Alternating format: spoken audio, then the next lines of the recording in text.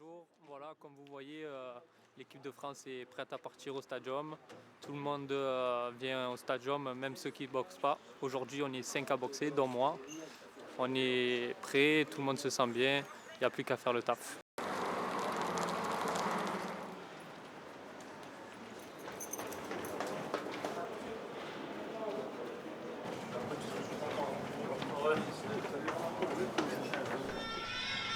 Lisiane Payet ouvre le bal en cette première journée de compétition. Elle est sur le ring pour le tout premier combat de la journée et a face à elle la très joyeuse finlandaise Tessa Kakkonen. Lisiane commence son combat en envoyant vite ses jambes, mais la finlandaise déploie une bonne défense et répond dur en anglaise. C'est néanmoins en corps à corps que va se jouer le combat.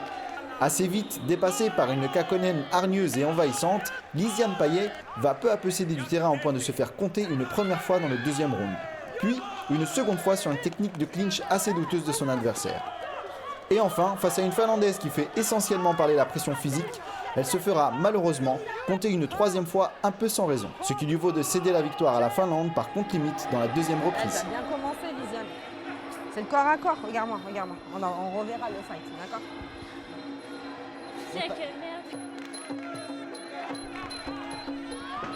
Bien que mal parti face au Tchèque Jan Rudolf qui se joue de lui dans la première reprise, Joao Lenio va bien se ressaisir dans les deuxième et troisième rounds en sortant généreusement les genoux directs et en harcelant son adversaire en corps à corps. Les consignes des coachs ont bien porté leurs fruits et c'est en mode commando que le boxeur de l'équipe de France va entrer dans les côtes de son adversaire.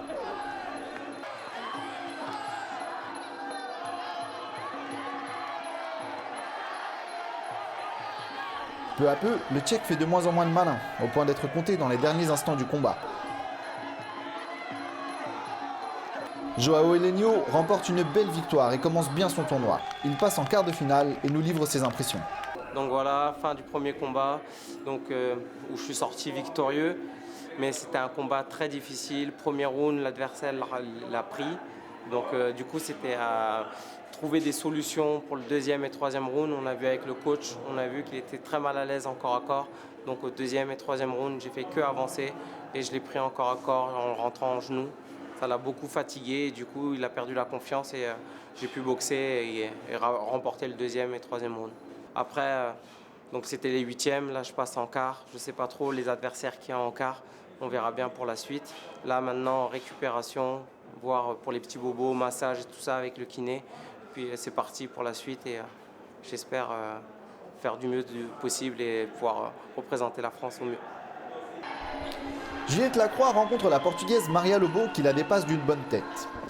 Cette dernière, très technique, va malheureusement pour la Française parfaitement gérer son combat. Elle passe aisément du travail à distance au PAM et combine très bien ses phases défensives et offensives.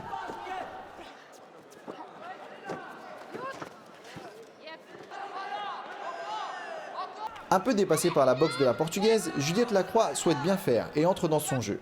Mais la capacité d'analyse de Maria Lobo est grande et elle engrange les points au fil des rounds. Avançant sans cesse sur son adversaire, Juliette Lacroix donne paradoxalement du fil à retordre et du grain à moudre à la Portugaise qui finit le combat largement devant.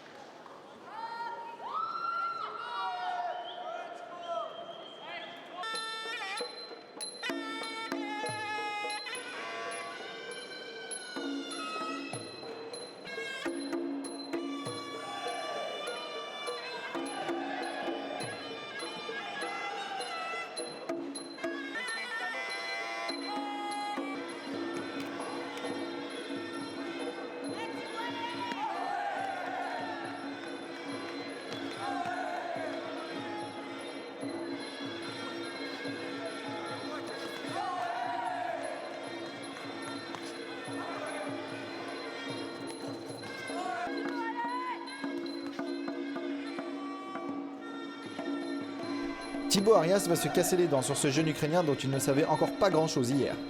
Le jeune Vassil Sorakin va remiser sans cesse chacune des attaques du Français et défendre admirablement bien chaque point. Thibaut ne démérite pas et met les bouchées doubles, cherchant une solution à ce casse-tête ukrainien. La vaillance du Français est grande dans cet affrontement déséquilibré. Il ne baisse pas les bras et accepte le combat jusqu'au bout, même si l'Ukrainien creuse l'écart peu à peu. La longe de ce dernier l'aide beaucoup, mais ce sont ses très bons appuis et sa technique parfaite qui lui valent sa victoire. À seulement 16 ans, il va certainement encore faire parler de lui longtemps celui-là.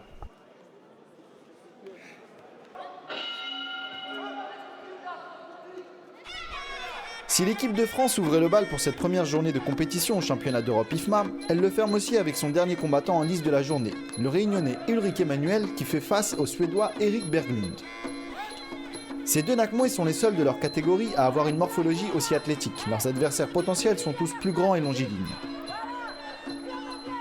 Un peu timide au début du combat, le Français laisse l'initiative au Suédois et remise sans mettre suffisamment la pression à son adversaire. Malheureusement, une droite le touche au visage et le fait douter. Dès lors, le Suédois, plus actif et mobile, va continuer à avancer et à faire son combat. Ulrik Emmanuel recule un peu et laisse passer l'orage, mais l'arbitre, un peu sévère sur ce coup-là, le compte dans la première reprise sans véritable raison apparente. Ismaël, rentre direct avec ta droite.